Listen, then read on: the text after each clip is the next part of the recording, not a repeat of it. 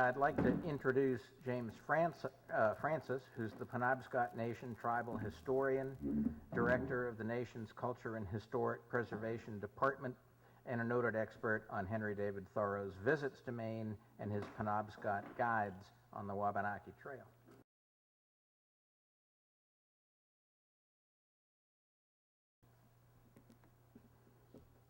Good afternoon. So as a Penobscot who asked to go on this journey, I'm often asked, what does this trip mean to me? You know, as a Penobscot, as a scholar, as an artist, and as a human being, it means quite a bit. And it was a nice journey because it really dovetails with how I think as a historian and a geographer, as I learn more about my people and what I study. Presentation today is a fair bit personal. You're going to learn a little bit about me and who I am, because ultimately that's what history is really about. It's about that interpretation of that historian, about the subject matter in which you're hearing from. So forgive me.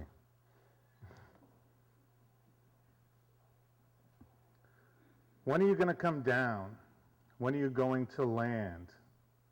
I should have stayed on the farm. I should have listened to my old man. We all know this, right? This is Elton John's Yellow Brick Road. And this song carries an immense amount of meaning to me because it conjures a memory for me every time I hear it.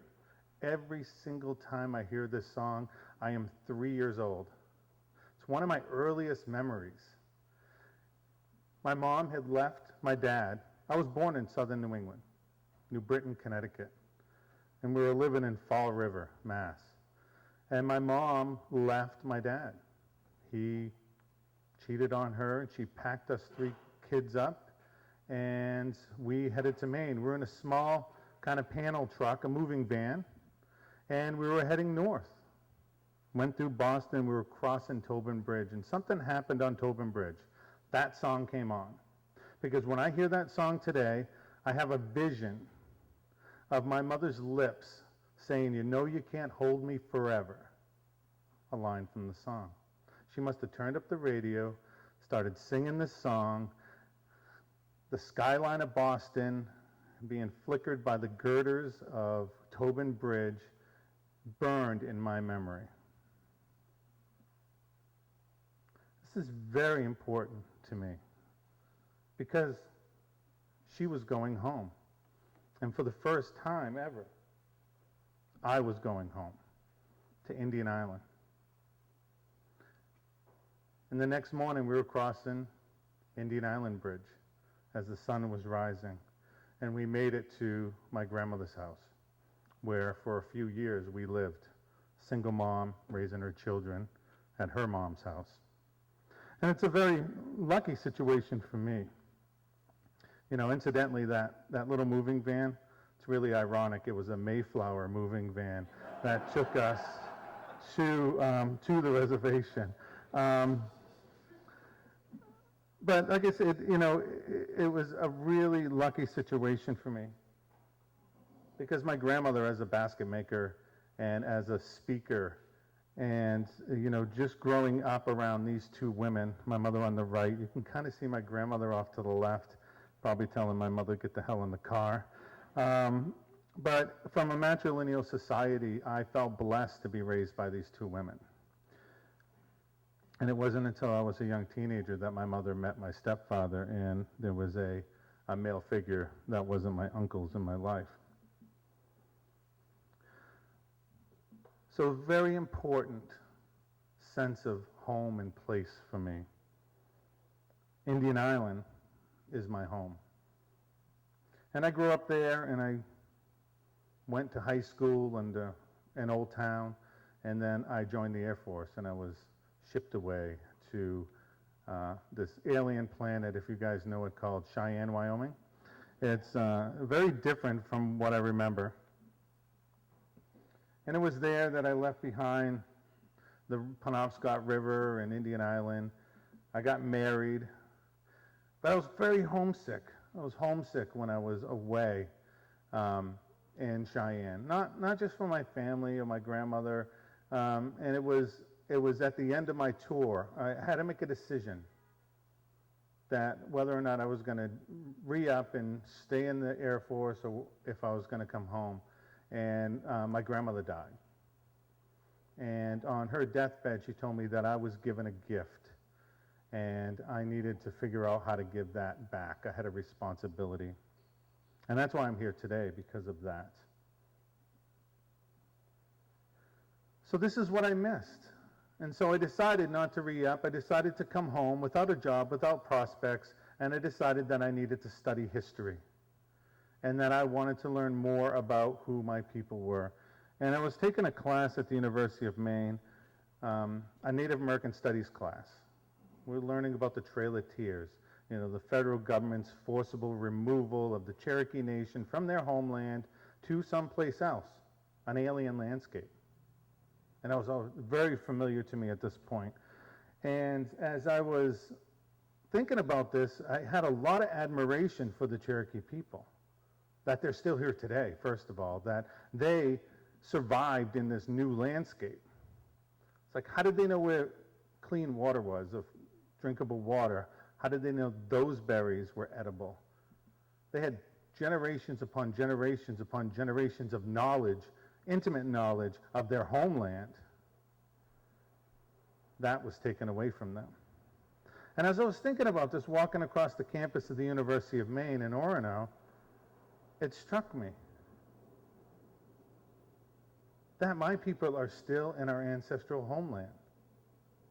That pine tree that I'm looking at is a descendant of the pine trees that my ancestors dealt with. And it changed my life. That moment is one of those defining moments in a person's life. It changed how I see the world. It changed what I studied. It changed I walked across campus and changed my schedule for the next semester. I wanted to know everything there was to know about the landscape, geography, geology, everything. It was then I was introduced to Henry David Thoreau. And the first time I read Thoreau, I was really disappointed. Really disappointed. His description of my homeland, of Indian Island, was upsetting. Page 6, by the way, of the book. I'm surprised I made it through. All backwoods, and he said that the church, that's Rome's doing, and he would much rather see a row of wigwams and someone burnt at a stake than this. And so at my first read, I was very upset about this. But as I learned more about Thoreau, my opinion changed quite a bit. And I'll get into that a little longer. But he was looking for that noble savage. He left Concord here shortly after he spent a night in jail, which his aunt bailed him out for, I believe. And he made his way to the Maine Woods. And it was then that he wrote this passage. Now again, at first glimpse, it was upsetting to me. It's my home. What's this dude talking about? But as I Thoreau grew up here with his eyes to the ground, looking for those relics, looking for those arrowheads. And he had a very kind of scientific way of finding them. Read that in his journals. But he was looking for that lost culture, and he went to Maine seeking it. And, with the Roman Catholic Church and the substandard housing that is much like houses that are here, just substandard, he was very disappointed in what he saw. And it wasn't until he began to get to know his guides, Joseph Atian on the left here, and then Joe Polis, that he starts to grow. that he starts to see these men as men, not as Indians. He starts to see them as human beings. And in the case of Polis, like an incredible human being. Didn't really get a chance to get to know Atian too well. He was impressed with his prowess as a hunter, even though that kind of upset Thoreau, the murder of the moose and all.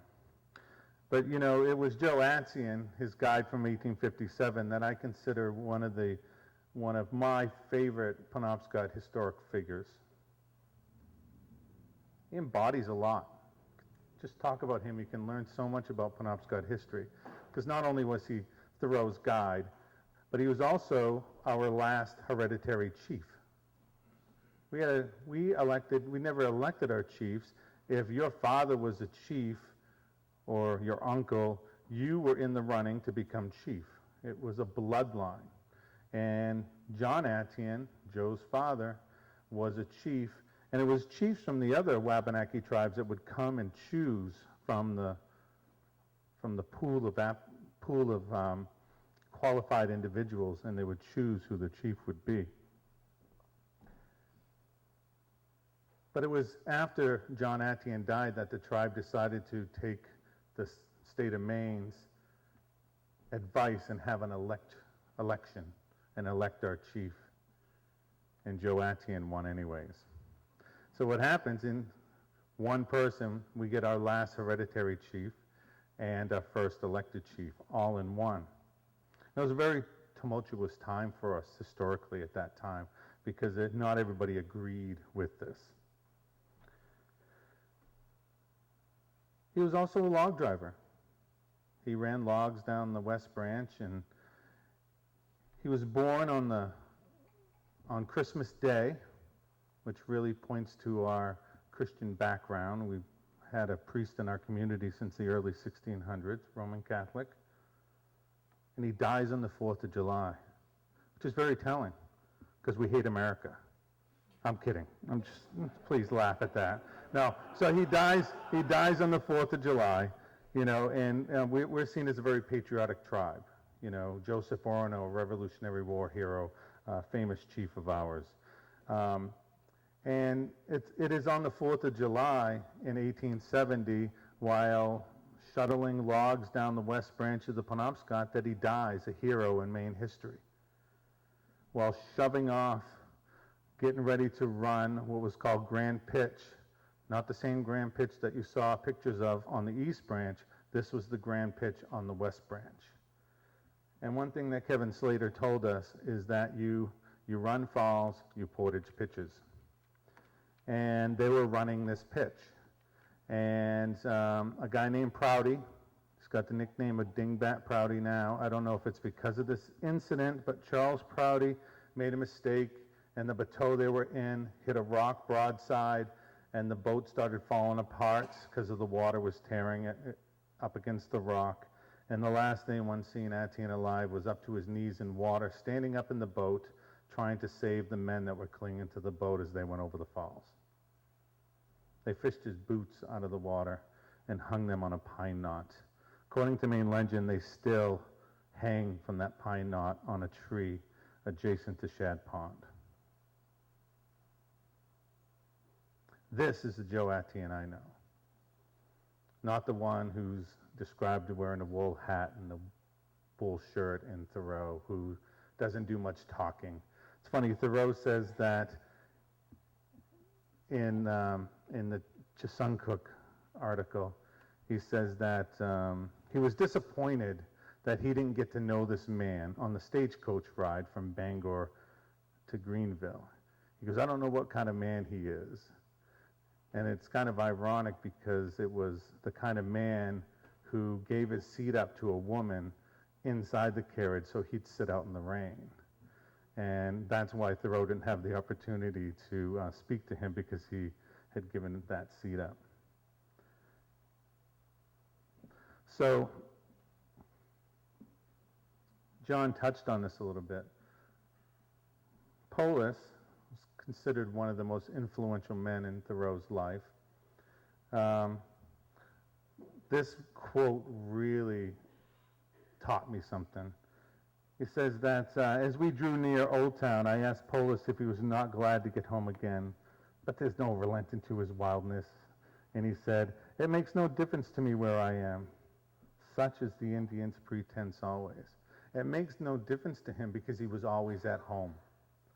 They did this 300 and some odd mile journey. And by the way, did it in 3 days quicker than we did it last year. And the whole time he was at home, which really told me something about the vastness and what truly is homeland for the Penobscot people as we move further and further away from, Indian Island. One of the things that really intrigued me about Thoreau was what his guides were telling him. My Uncle Butch showed up on the trip, and he felt that Thoreau didn't say enough about what the guides taught him. But I think they taught plenty. One thing was place names and Indian words that Thoreau documented on the trip. And he wrote in his journal, he says, "The Indians stood nearer to wild nature than we. The wildest and noblest quadruped, even the largest freshwater fishes, some of the wildest and noblest birds, and even the fairest flowers have actually receded as we advanced, and we have but the most distant knowledge of them. It was a new light when my guide gave me Indian names for things which I had only scientific ones before. In proportion as I understand the language, I saw them from a new point of view. A Indian dictionary reveals another and a wholly new life to us." Saw it from a different light. We have a word for a birch bark canoe. It's agweeden. And it just doesn't mean birch bark canoe. It means that which floats lightly. That's the true translation of that word. That floats lightly. And it tells you something about the character of this craft, that it's light. And it has to be light. One, the predecessor was a dugout canoe, which is very heavy and very cumbersome. But it also has to be light, not just to cut through the water and to be able to navigate, but to carry it, to go around on portages. It was an important part of the character of that, and that name retains it. I'm going to talk a lot about language today and the understanding of how we can take language and look at the landscape and interpret how my ancestors saw the landscape. I'm going to be looking at a lot of place names. Historian Fanny Hardy Ekstrom says that the day is past when Indian names were the butt of foolish laughter, to be distorted, mutilated, displaced by trivial appellation. All Indian place names had a local pertinency. In recovering the meaning in the correct form of the names, we enlarge our horizons and make our home a more romantic place to live in. The old names are the colored curtains which hang beside the windows through which we look back into the beginnings of humans living here. For ages upon ages, countless human beings have lived here and toiled and suffered here, and we have left only these names. Well, not really. There's still Indian people there. When you start to look at language and how it's interpreted in the landscape, one thing you have to understand is culture is a very important concept in language. It almost makes language predictable. Okay? I want to play a game with all you folks. And just bear with me. Keep all your answers to yourself. All right? I'm going to ask for you guys to think of a number between 2 and 9. Keep it to yourself. Multiply that number by 9. I know. You can get your phone out if you need to use the calculator. You should have a 2-digit number. Add those 2 digits together. Okay? And subtract 5. Now you all have a number. And for each number, there's a corresponding letter. A1, B2, C3, D4, E5, and so on and so forth to Z26. So with that letter that you got from your number, keep it to yourself, think of a country. Got it? With the last letter of that country, think of an animal. Got an animal? And with the last letter of that animal, think of a color. Now, with a show of hands, I want to know how many of you have orange kangaroos from Denmark. Quite a bit. Look around. There's quite a bit of you who have orange kangaroos. So what happened? Okay, first of all, in all fairness, the math was a ruse. I got you all to 4. Unless you did something wrong, the math will get you to 4. Doesn't matter what number you picked. 9 is magic, and I got you to 4. But how did I know people were going to pick Denmark and kangaroo and then orange? It's because we're all educated in the American education system. Language is fairly predictable. And so when you start to think about culture and language, there's a fair bit of predictability to it and how that we kind of function on a day-to-day basis. And so when we start to think about that in relation to place, you really have to understand culture is embedded with language. And to really understand Penobscot culture, you have to understand the language. And to understand the language, you have to understand the culture. They're tied together.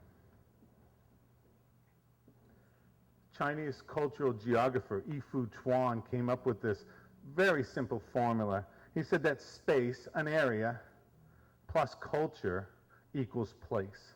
And when you get that sense of place, it's embedded in the culture. And for many, many years, as I've been studying the space that we call Maine, I understand that I live in a place that has a different culture there today than the culture I am studying.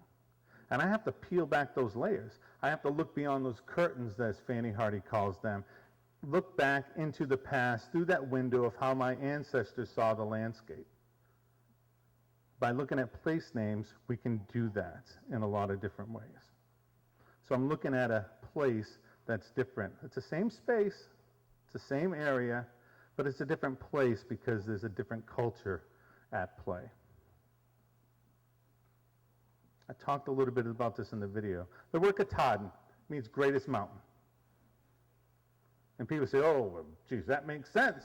It's the largest mountain in Maine. Boy, they nailed that one. They got that right. Yeah, largest in Maine, okay. So when it was named this by my ancestor, there was nothing called Maine. There was no boundary. And how close to the Maine-New Hampshire border is Mount Washington, which is bigger? Not very far. So why this mountain? And they didn't know how tall it was. You know, it wasn't until, Turner or Jackson, one of the two, measure it, and they get a number. So the term greatness has nothing to do with its size. There's something else. There's something inherently great about this mountain. And for those of us who have been there, including Thoreau, we feel it. We can't describe it. We can't, it's one of those things you can't, it's intangible. It's really hard to, but we feel it. There's a sense about this mountain that is just undeniable beyond any other mountain I've ever been to. Greatest mountain.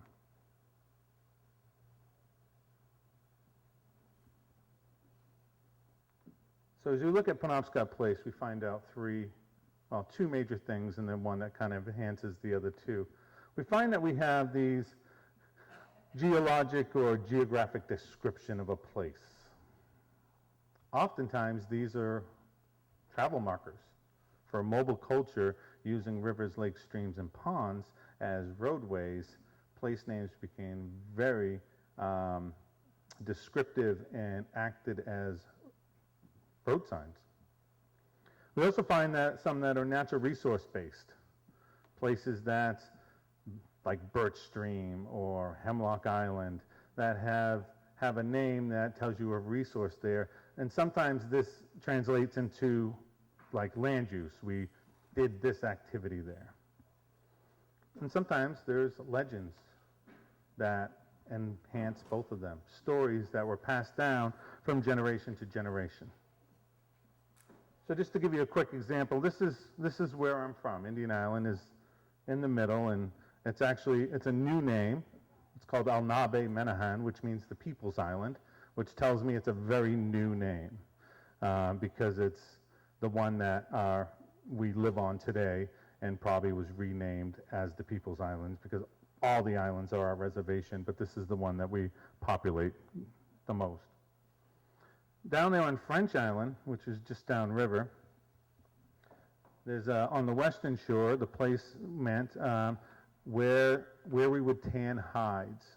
So it was a very specific task that went on there. Kachi Mugawug Menahan, the very large island, called Big Bog Island.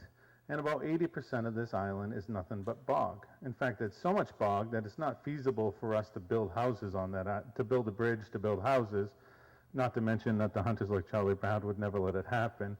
But much of the island is not available for housing because it's a big bog. And that's the description of the place. And this thing that says Qualbuck, which is just north of the airport, this little piece of river, was very confusing to me for a long time because I went to the language people and I said, what does this mean?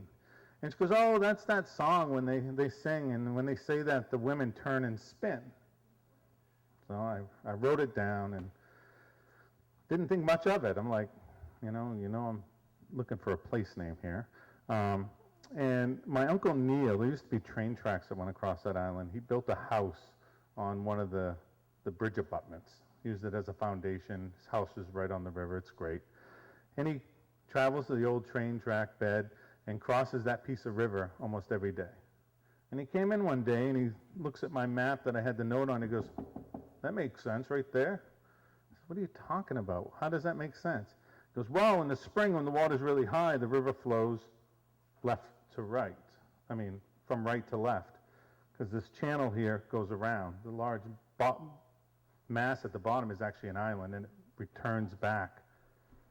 And then he goes, but in regular flow, it flows the other way. And I found out with further research before they put the dam in, there was actually a small set of falls that were reversing at this spot. So it took it back to the language, and it actually meant the place where the river turned back upon itself. It wasn't the dancers that were spinning and turning, it was the river. Which goes to show that this work, which I've been doing for about 20 years, really focuses on understanding the landscape. When we're on the Thoreau journey, there was this rock that always confounded me at Chesuncook. And we stopped at this rock. I didn't even know where the rock was. And Kevin Slater stood up in the canoe, and he's like, this is the place right here. This is where you have to make a decision. At this rock, you have to decide if you're going to go this way, that way, or that way. And that's exactly the rock where the decision is made. That has to do with that name. And it just set everything off. I mean, it's understanding of the landscape. And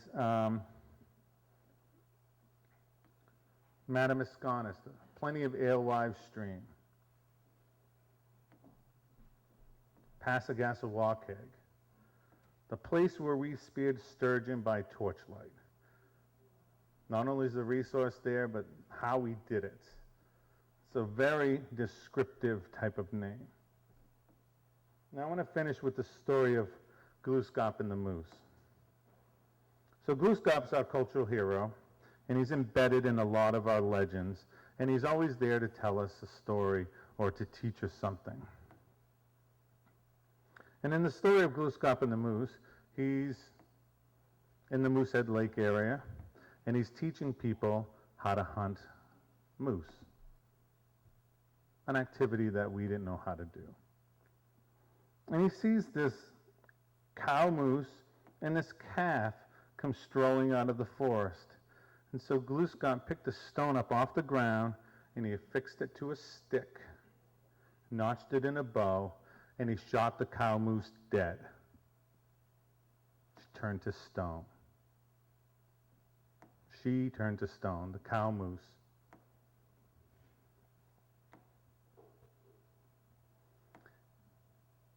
In Thoreau's 1857 essay, Allagash and the East Branch, he writes as they're paddling up Moosehead Lake, he says, as we cross this bay,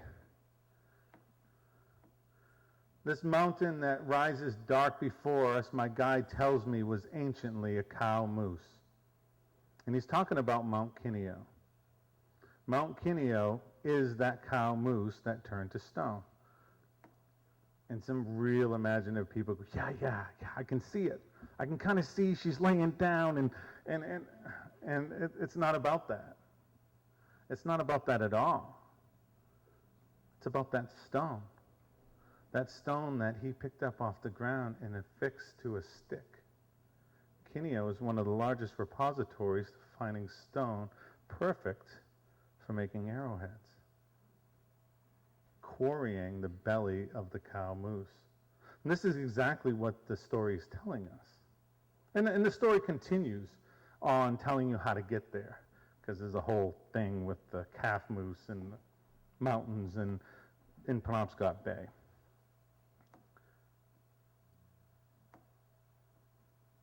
But that's what it's telling you. It's pointing you to that quarry. And Indians came for hundreds of miles to quarry that. Chris quarried it. He'll tell you about that. Thoreau was very interested in lithics. I created this poster after we visited the Peabody Museum at Harvard. Me and Chris identified all of these lithics that Thoreau had collected through his life. And every one of them on this poster comes from Maine. At least the stone came from Maine. It's quite a collection. You know, Thoreau talks about how he would watch the local farmers in Concord. If they plowed their field in the fall for winter rye, he was there, first thaw, combing the ground, looking for those arrowheads. And he gets very poetic in his journals about what that meant to him, how the shaft of the arrow, now gone, had guided that arrowhead maybe to a deer or to something else. But now it was his and for his pockets. And I'm going to leave it at that. I'm going to thank you for your time. And I just want to say that it was a great honor to be able to be immersed in a landscape that I've known intimately most of my life, but never really got a chance to get into very much. But on this journey, I could hear my ancestors, not only through place, but through the wind in the trees and through the ripples of the water. Thank you.